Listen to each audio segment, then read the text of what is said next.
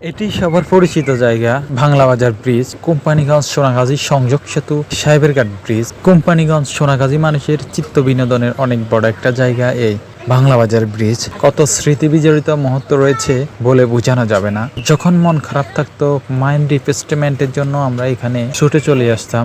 ভাংলাবাজার bridge মানে এক ধরনের বিনোদন, যেখানে রয়েছে হাজারো পর্যটকের ভিড়, নৌকা ভ্রমণ, বিভিন্ন আয়োজনের মধ্য দিয়ে আনন্দে মুখরিত হয় এখানকার এলাকাবাসী ও পর্যটন কেন্দ্রের মানুষজন।